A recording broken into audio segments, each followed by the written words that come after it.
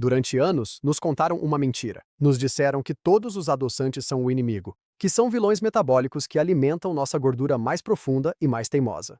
E eu entendo que a insulina pode ser um problema. É real.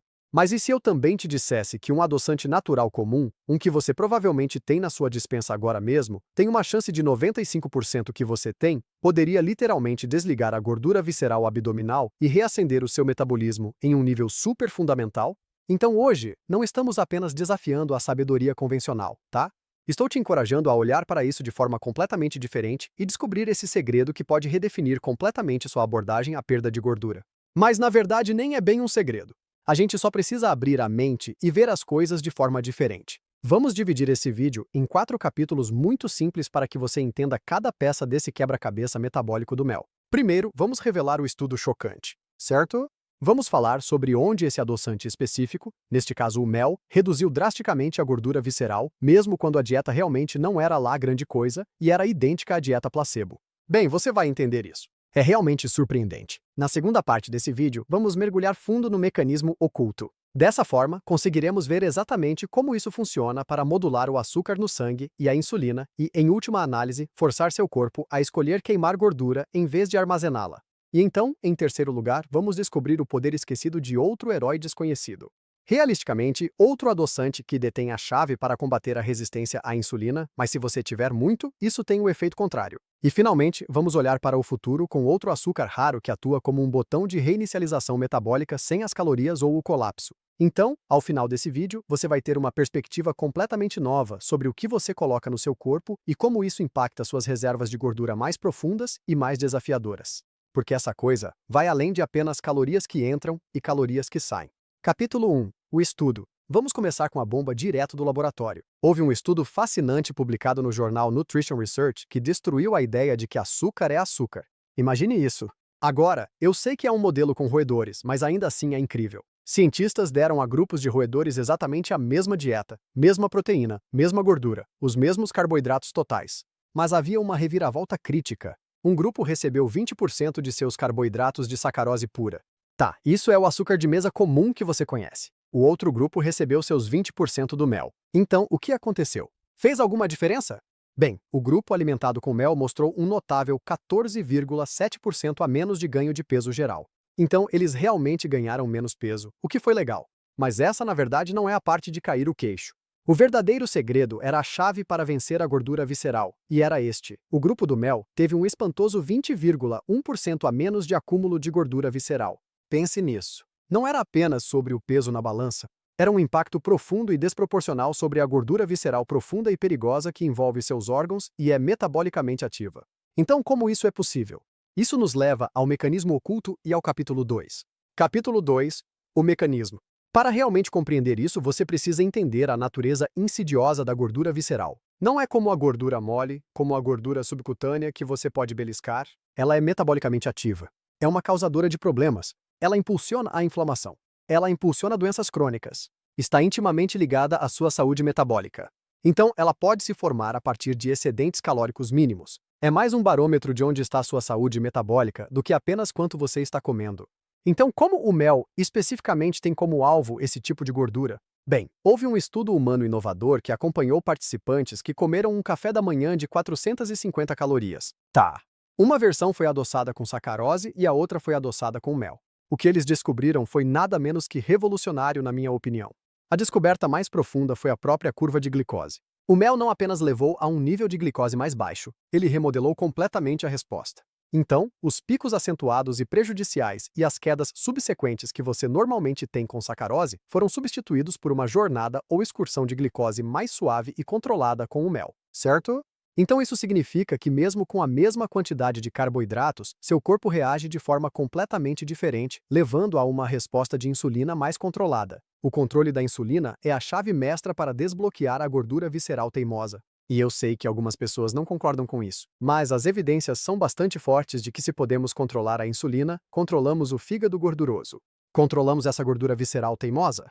Mas por que o mel é tão diferente quando ainda é apenas um açúcar? Tudo se resume a algo simples chamado matriz alimentar.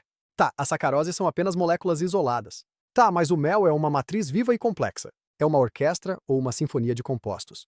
Tá, incluindo açúcares raros como a trealose que funcionam em sinergia juntos. Essa arquitetura natural intrincada é, francamente, o segredo de seus poderes metabólicos. Mas e se eu te dissesse que existe outra maravilha natural, como um subproduto da produção real de açúcar, que detém sua própria chave para a nossa saúde metabólica? Vou falar sobre aquela em apenas um segundo porque acho que precisamos ter todas essas ferramentas à nossa disposição. Mas uma das coisas que as pessoas não pensam muito sobre o mel é que o mel tem influência no nosso microbioma.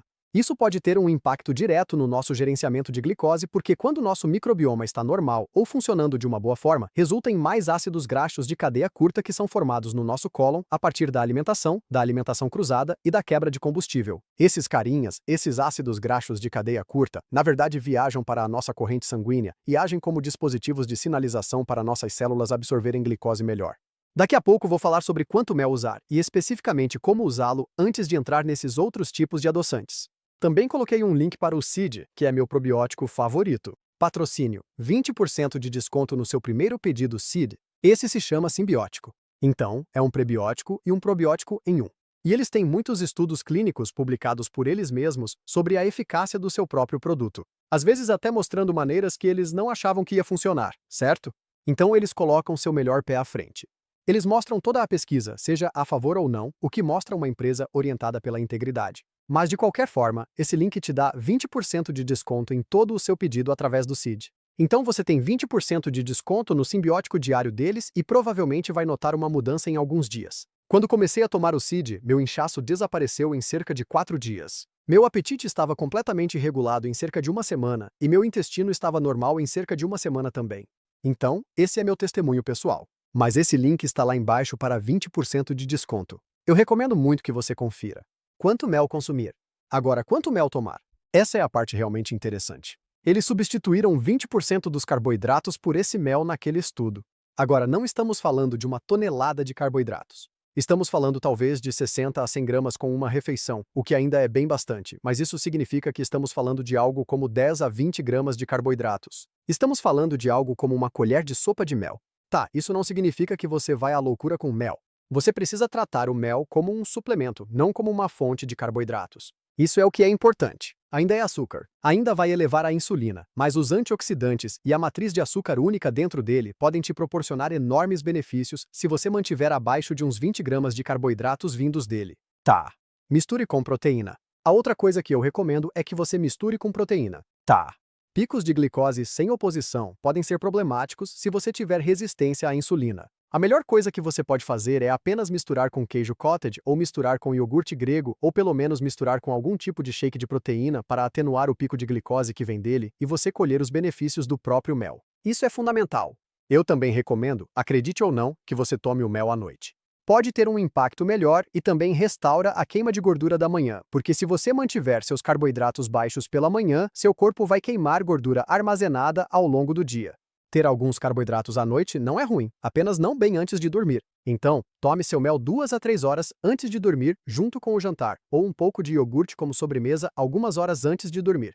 Capítulo 3. O poder esquecido do melaço. Mas vamos voltar nossa atenção para um herói desconhecido, e esse é o melaço. Isso é frequentemente relegado ao uso na culinária, mas o melaço preto, já fiz vídeos sobre isso antes, é uma potência rica em nutrientes. Tá, ao contrário do açúcar refinado, esse negócio tem um monte de minerais essenciais e polifenóis realmente potentes. Esses não são apenas compostos inertes. Tá, isso é mais uma vez muito importante e eles são jogadores ativos na sua orquestra metabólica. Então aqui é onde fica realmente interessante. Há estudos que mostram que o melaço pode ter um impacto reduzido na sua resposta à insulina. Então imagine isso, um concentrado de melaço, quando consumido antes de uma refeição, demonstrou realmente diminuir a curva de insulina pós-refeição. Isso significa que ele reduz ativamente o fardo sobre seu pâncreas e melhora a sensibilidade à insulina. Então você está produzindo menos insulina para fazer o trabalho. Essa é uma arma crítica enorme na luta contra a gordura visceral. Então ele não apenas adoça, ele trabalha ativamente para estabilizar o seu açúcar no sangue. Mas e se pudéssemos ir um passo além, certo? E se houvesse na verdade um adoçante que existisse que tivesse gosto de açúcar, mas agisse como um agente queimador de gordura? Na verdade, cancelava o açúcar de muitas maneiras. Vamos falar sobre isso em apenas um segundo. E vamos descobrir como usar o melaço aqui. O melaço precisa ser usado em pequenas quantidades, abaixo de uma colher de sopa. Uma vez que você vai acima de uma colher de sopa, vimos na literatura que então causa um alto pico de insulina e uma onda de glicose. isso é importante. É poderoso por causa dos compostos que estão nele. Uma meia colher de sopa, 1 ou 2 colheres de chá de melaço é tudo o que você precisa para sensibilizar a insulina antes de uma refeição. Você não precisa ter muito. Ainda é um subproduto do açúcar.